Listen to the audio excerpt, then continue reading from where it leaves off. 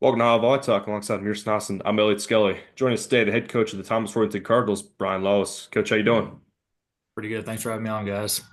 Yeah, no problem. So, when you take a look at the end of last year, you were the one seed going into the regional tournament. Ended up falling in the regional final to Hilliard Derby in 4 sets. What did you think got happened in that match, and how does that fuel this year's team? Um, I thought that we came out and played well in the first set, and it just wasn't sustainable. I feel like um, you learn from your mistakes from the past season, and I think it fueled our guys. It's pretty rare to have a team where pretty much all your main contributors. I mean, we lost one senior, but everybody that played in that regional final match was back. So I think if anything, it's for us, it's been a reset. 2025 is a new year. It's a new opportunity for us. We haven't talked a lot about 2024. Um, but I think in the offseason, the guys kind of carried the pain of losing in that environment. And hopefully they just take it forward and use it to be better so that when they're in that situation again, they can capitalize and be on the other side of it this time. For sure. Now, to open your season, you guys traveled down to Cincinnati, played Elder and Louisville St. X in a tri match, went 1-1 on that day. What was your experience like there?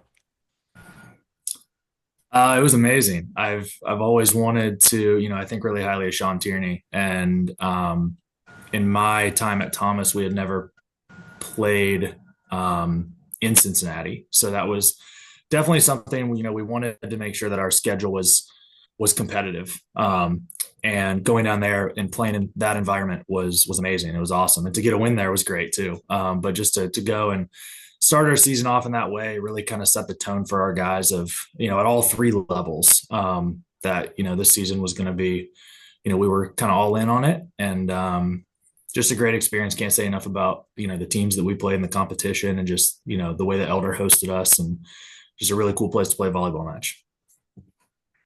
A bit later in the year, St Ignatius traveled down to play you guys, and at the time was for number one ranking in our polls, ended in a 3-0 win for you guys. What was that environment like?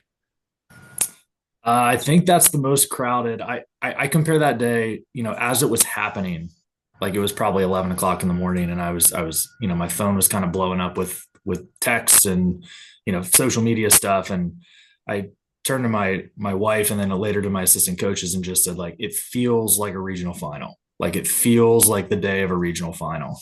Um, just the buzz around the game. I know that's the most fans we've had at a home game since I've been the head coach. So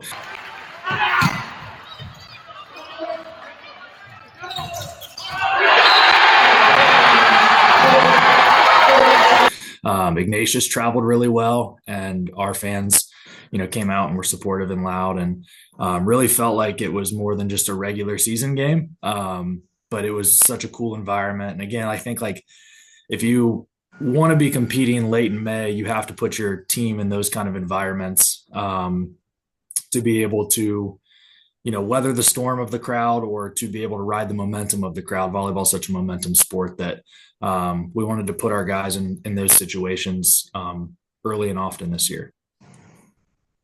Now, with that number one ranking at the time, you then took a trip to Centerville for the Elite Eight tournament for the first time in program history, but ended up sixth with an opening round reverse sweep loss from Moeller. What were your thoughts on your team's performance that Saturday? That's a great question. I think riding the bus home, you really there were maybe 5 words spoken on the bus ride home. I think we expected more. We expected to win our first match, and it it was an interesting match, for a lot of reasons, and I know you guys talked about it on last week's episode. Our expectation when we went there was to win the thing, right? Like that's what we went in. Our goal was.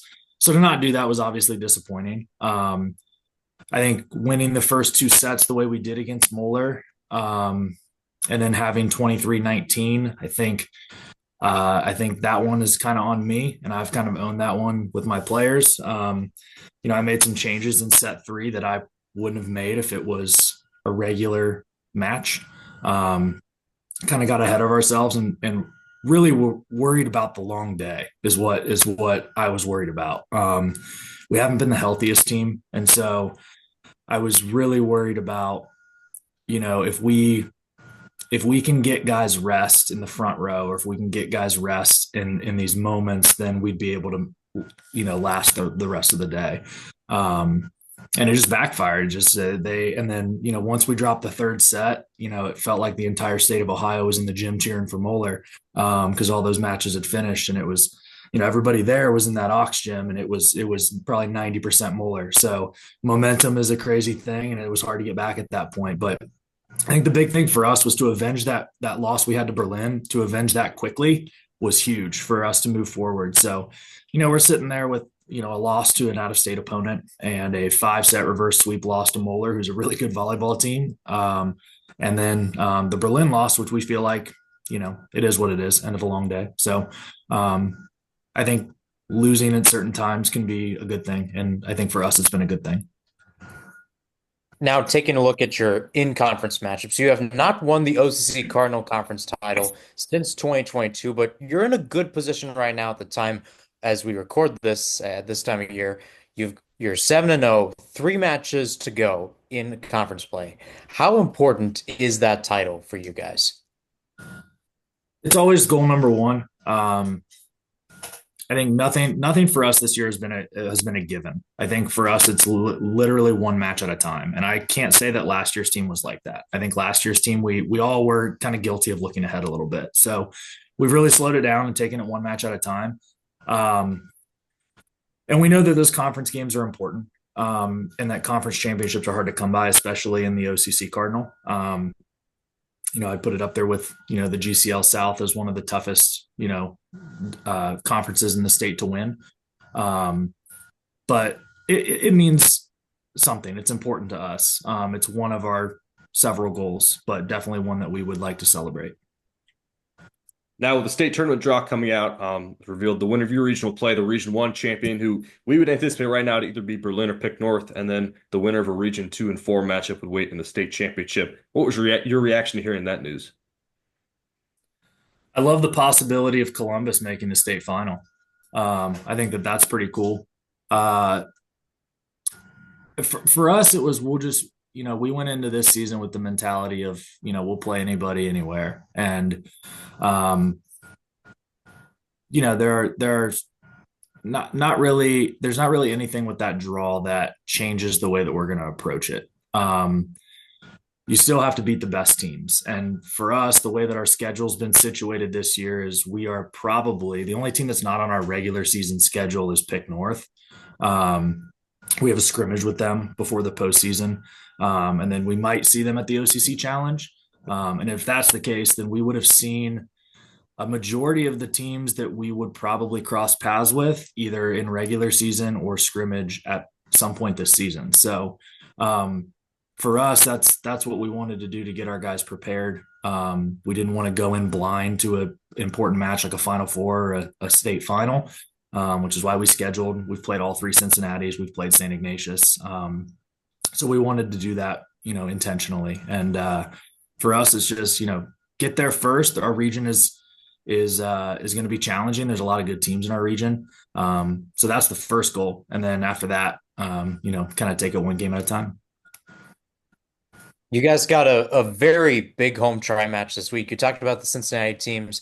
You have one of them in St. X coming to your school this weekend, the current number 1 right now, along with the competitive Hilliard Davidson team that was in our rankings in the top 10 earlier this year. How big is this chance to rebound from Centerville? It's a good opportunity. Good opportunity for us. It's a fun match for me personally, being an alumni of Davidson. And they're finally, right, like Ryan Monahan is back for them. And so you look at them and, a lot of people see 8 and 7. Well, they've played, all of their matches this year without probably a first team all-state outside. So getting him back, and he's a great kid, will be fun, will be a good challenge. And then, a good opportunity for us to play another number 1 ranked team in the state in our gym, which is pretty awesome. So just looking forward to the challenge, looking forward to talking with those coaches and seeing how our guys measure up at this point in the year with a team like St. X, with a team like Davidson, who's in our region, it's a good test. We've kind of put Centerville in the rearview mirror and are moving forward, especially after last week to be able to go 2-0 in conference the way we did. But it's definitely on our mind, wanting to have a good result at home on Saturday, and hopefully using those results kind of moving forward. Definitely a great diverse region schedule this year, so that's been really cool. The other match you got Battle of the Banks coming up with Upper Arlington, and then like you mentioned, the OCC Challenge, which if the leagues work out how we think they will, would likely end up being Pick North. Again, like a potential state semifinal matchup there. What are your thoughts on those upcoming matches? They're fun. So Phil at Upper Arlington and I, you know, kind of made the Battle of the Banks, and that was the first year. Last year, we have a big, hilariously, almost like ironically large trophy that has been in my basement since we won it last year. So I'd like to keep it in my basement another year. But Phil and I are good buddies, and he's got a good team this year. He's doing a great job again in region, another regional opponent for us. So a chance to see a team that could be seated pretty highly in our region. And then Pick North. I their coaches are wonderful. They've been there. I mean, I'm really tight with both of them, and I think they have great kids. Jordan Dyer is a great player. And again, for us, it's being able to see how we measure up against different styles of teams. I think is really really important. And Pick North's definitely going to test you with Jordan and how they get him the ball and how they use him, and so it's a fun challenge for us to figure out, how do we stack up, and then how do we stop these different styles of teams that we're going to be playing against down the stretch. Well, Coach, best of luck the rest of the season. Thanks for coming on. Thank you guys. I appreciate you. All right, that was Brian Lawless, and yeah, kind of a light week this week. Obviously with Easter, and I don't know. I mean, not for them, but for us Nationals, not a whole lot of meaningful matches this week, but still had a few we'll talk about. We had Ignatius play Jackson, fairly easy sweep there. I again, I don't think we're going to see anyone challenge Ignatius, but it is good to see them play some in-region competition, and it is still competitive. So maybe we'd see someone pull an upset, but it would take a lot, I think.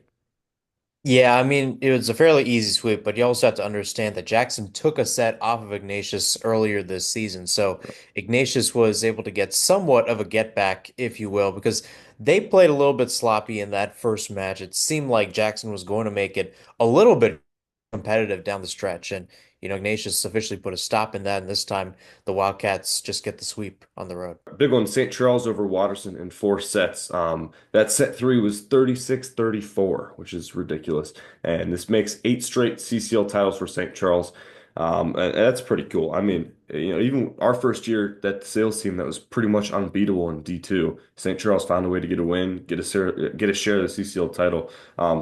Whenever you're winning 8 straight, that's pretty cool. We talked about Darby, I think 120 straight. So that's, league dominance is always something that's really cool. And again, like even though St. Charles wins a really tight 4 set match, I'm really excited to see how that region ends up coming out with Watterson, St. Charles, Mount Vernon, maybe DeSales in there too. That should be pretty cool. I mean, we talked about it last week that this could be the region to watch once the playoffs start. And I think the other thing worth noting too is that because that third set went 36-34, that shows how competitive we're going to see stuff down the stretch. So if St. Charles can really take that home court advantage, if they are going to be that number one seed in Region 5, that shows you how big those sets are because now you have that advantage going forward. Now you can use that advantage and really try to help yourself out because you have to understand this. We don't have any neutral games, to my knowledge, until the final. So you have to really, get that home court advantage going. And if St. Charles can once again be that number one seed, then they have a really good path towards that final. And it'll be interesting how, like you said, home court advantage. It'll be interesting how seeding plays out, because I don't know. I would think St. Charles would be the one right now, but Watterson, Mount Vernon, I could kind of see that going either way, especially when you have coaches who don't always necessarily look at all the matches as objectively or aren't as informed. Sometimes the 2-3 can get messed up a little bit. So I don't know. And honestly, even in our rankings, like I wouldn't say it's cut and dry Waterson over Mount Vernon or the other way around right now. I'd say they're pretty even. And the way that draw goes and the way the teams pick in the bracket would be pretty interesting because, if you're meeting in a neutral site and you take that home court advantage out of it, it's a different game. So we'll see how that goes. Over in the OC Cardinal, we saw Berlin sweep Jerome and then Thomas Worthington sweep Derby to win the OC Cardinal outright. So good for them. And then yeah, I mean just with Jerome, we saw that. I mean, we expect that based on our rankings for Berlin to win, but that was kind of their shot to stay in the league. Couldn't get done. Yeah, and I mean, it's always nice when you get to see it, and we could possibly see that as a state semifinal preview with T-Dub coming out of Region 3 and Berlin, one of the teams in Region 1. So it is kind of an interesting matchup down the stretch.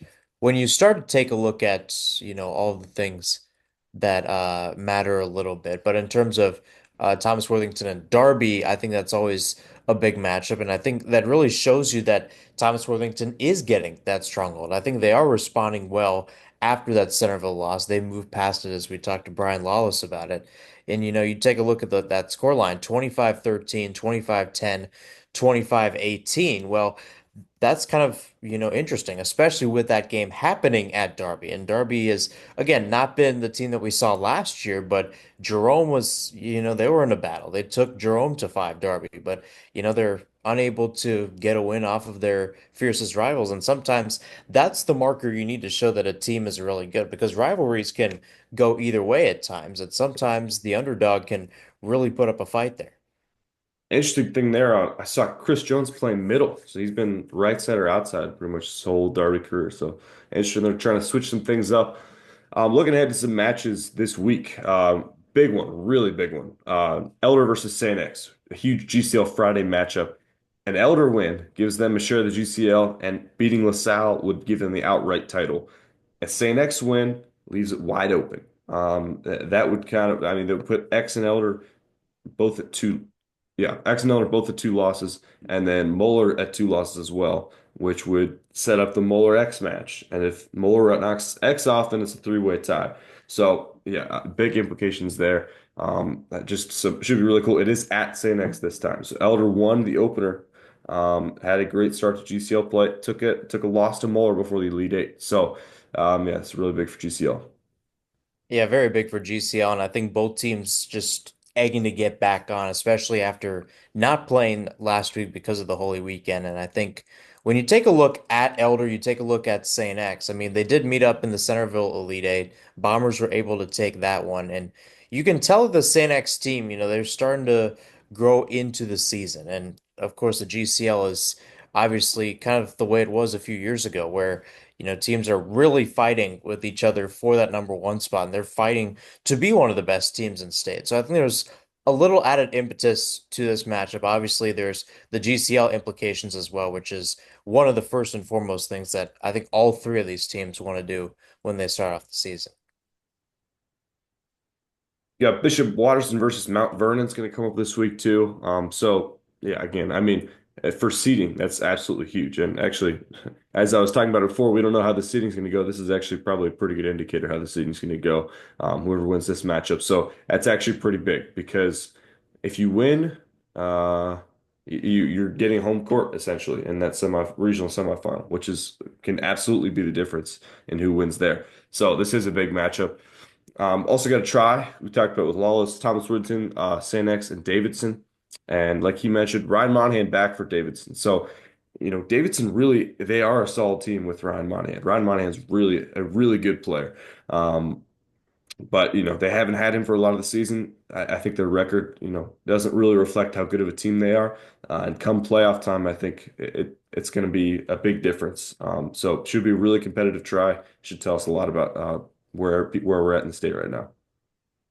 Yeah, and I mean, you talk about Davidson, and I think they could be coming into this try as the most when it comes to what you have to prove. And, we kind of forget that Thomas Worthington and St. X are playing each other in this try. And again, that's probably going to be the biggest matchup overall. You take a look at Davidson's record right now.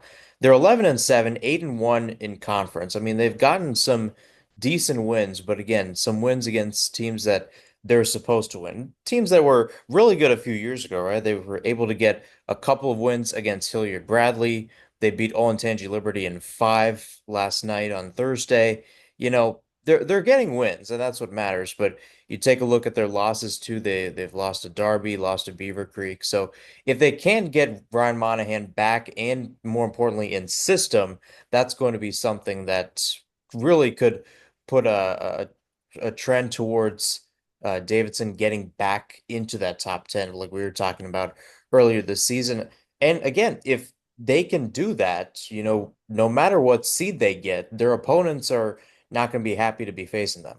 Right. And if they're anything like the pre-scrimmage, I saw them in a scrimmage. If they're anything like that version of the team that I saw, I would think they're the second best team in the region. And we've seen it before. Like just because you have a number next to you doesn't necessarily mean that the coaches of the top teams respect that number. Like they will, it could end up where Davidson is the de facto two seed, and even though they're whatever five or six, like people still treat them like they're a two seed.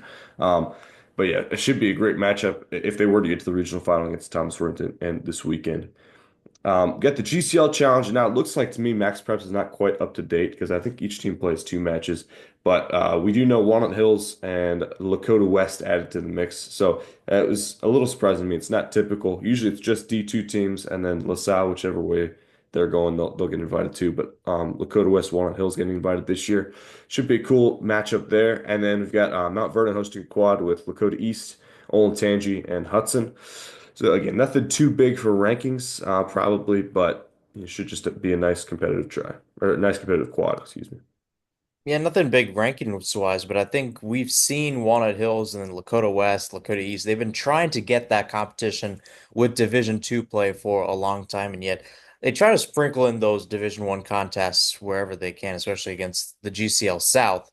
I think the one thing that strikes me is Lakota East going to Mount Vernon, right? We haven't seen the Thunderhawks really make that jump outside of the Cincinnati area to play a team over there. So that's a really good move on their part in my eyes because they want to go to Mount Vernon. They want to go outside the region, get a taste of what they're going to see. Olentangy, again, a decent team in that regards. Hudson, not the way they were a couple of years ago, but that could also give them a little feel of what they could expect outside of the Cincinnati/Southwest Ohio area. So I think for Lakota East, it's going to be a really interesting weekend because we've been continuing to say, well, they've got the wins that they're supposed to win. And according to that module, they could hypothetically, or the expectation could be they go 3-0 this weekend. But Mount Vernon, again, we've talked about the Yellow Jackets making the jump from Division One to Division Two, and they're playing like one of the best teams in Division Two right now, at least when it comes to in-division competition. That's going to be a really interesting matchup and a really interesting quad.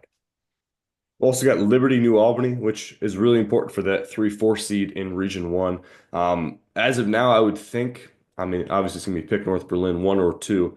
I mean, based on what we would think, I would say Berlin at 1, pick North at 2, but I also could see coaches looking past the head-to-head win and just looking at record, not looking at strength of schedule, giving pick North the 1 seed. We'll see. I don't know. I think Berlin should get it, but regardless, this matchup should be pretty big for that 3-4. Also got Pick North playing Gahanna Lincoln and Thomas Worthington playing Jerome. So again, we would expect Pick North to win and Thomas Worthington to win, but just good competitive matchups that could, I mean, if either team were to pull an upset, could be pretty big. Well, it's not just that. It's the fact that, we've kind of been touting Gahanna Lincoln as that three spot essentially outside of Berlin and Pick North. So they could possibly, make it, even though we've talked about Liberty and New Albany being that three seed, four seed, just based off whoever wins the conference in that regards. But you take a look at so many of these different teams, and we talk about the one seed so much, right? We talk about Berlin and Pick North. We talk about Thomas Worthington. It's going to be interesting to see how they stack up, or rather, how Lincoln and Jerome stack up in that regards. We've seen T-Dub and Jerome play once this year. Again, it was an interesting matchup. T-Dub was able to sweep them. Pick North doing the same, relatively speaking, against Gahanna Lincoln. So it will be interesting to see if anything changes in that regards, if maybe they could pull a set upset and maybe get a little bit of a spark going into the playoffs. Yeah, it's true. And I think 13-2 right now for Lincoln. So you are correct. I forgot they were in that region. So yeah, they're probably looking at the 3 seed. Yeah, I don't know. Also big for them if they keep it competitive at least, right? That's what you'd want to see. Just to, even for the mental boost of, hey, like if we see these guys in regional final or regional semifinal, like we get a chance, we can beat them. That's huge going into the playoffs. We've also got McNick versus Alter. So again, it's can anyone stop this McNick train? And I wouldn't expect Alter to win, but if they did, like that'd be pretty big. So and McNick gets a nice little test there in D2 play. Yeah, and I think another thing about Alter is they made a lot of noise early because they beat Fenwick in five, and Yep. neither of us had Alter in the top 10. I mean, they were not a top 10 team the past couple of years. All of a sudden, they get that win against Fenwick, and we start saying, hey, this team might actually be good. But ever since then, they haven't really found an impact win after that. They've been able to win some solid games, but it hasn't been as big, right? And that's why we've kind of been putting Alter, kind of in and around that top six, top seven spot. But you take a look at the teams that are in, the two, three, four, and they have such a rigorous schedule. And more importantly, they're surviving and they're showcasing their talents in that rigorous schedule. So Alter, once again, a chance to really show what they're capable of against the top team in Division Two. In our Division One rankings and actually rankings in general, not a whole lot changed. The only change this week, you've got Jerome dropped from the 9 to the 10. Now, look, and I get when we're talking about the 10th spot, I understand nitpicking is, a little bit less important, but I don't really get why you have Gahanna Lincoln below Jerome. I don't know. Just like the body of work that they had with Gahanna Lincoln having the sweep over Jerome and their only losses being Thomas Worthington and Pick North, which by the rankings would make sense. What are your thoughts? Why do you have Jerome at number 10? Well, I mean, I'll start off with the fact that they've moved down. I think Jerome is they are they didn't have the best week overall. Jerome got swept against Berlin, and again, that first set was not really telling for them, 25-9, but they're relatively competitive in this next two sets, 25-23 and 25-23. So this is a Jerome side that is still getting battle tested week in, week out. They're still putting their best foot forward in ways, and even though they haven't got the results to show it, it's still been relatively interesting. And again, I talked about Gahanna Lincoln, and I think I stand by my decision that yes, they are a good team. Yes, they are 12-2, but where do you draw the line between your losses, if you will, kind of setting the tone, right? Pick North, again, is probably not going to be a top five team this year. Now, if you play competitive against like an X or Elder, maybe things can change and maybe you find yourself in the top 10. But I don't know. I just don't see it right now based off Jerome's strength of schedule. Yeah, but Gahanna Lincoln swept Jerome. That's what I don't, I don't get it. I don't know. We'll see. I mean, like if Jerome had beaten Berlin this week, then maybe we're talking about something different, or at least I don't know, taking him to like 5 or something. But I don't. I mean, I don't know. I just don't get it. Like they got the head-to-head win. I don't know. We'll see. Maybe next week. And Division Two, literally nothing changed. I mean, St. Charles beat Waterson was the only real matchup that would be relevant, and it went with how our rankings went last week. So, yeah, again, I mean that 3-4-5 spot, or for you 3-4-6 spot, that's like so competitive that top three. I could see any of those teams coming out, and even DeSales pulling an upset at least in one round, could make a regional final or even get to state. So yeah, that I'm really excited to see how that region plays out. Yeah, and I mean, nothing really changes just because a lot of these teams either played only one game, but it was, maybe they played each other, or maybe they played one or two games this past week, or they just didn't play at all. And that was a very common sight throughout a lot of teams. So a lot of folks were able to get some rest this week. They're able to regroup. So it's going to make for a relatively interesting competition down the stretch. I feel like we've gotten past the peak part of Division Two play just because of so many quads and tries going on.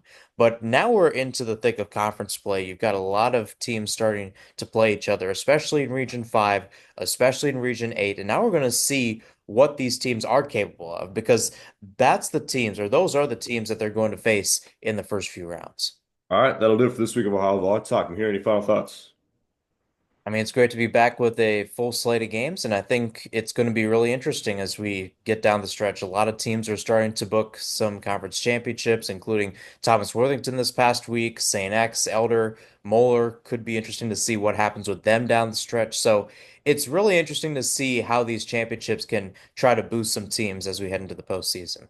Absolutely. It was great to be in Phoenix for nationals. I know it's tough when you get the in-person analysis and you got to go back to the computer. It's Yeah. always rough, but that was fun to do. Glad we could get that done.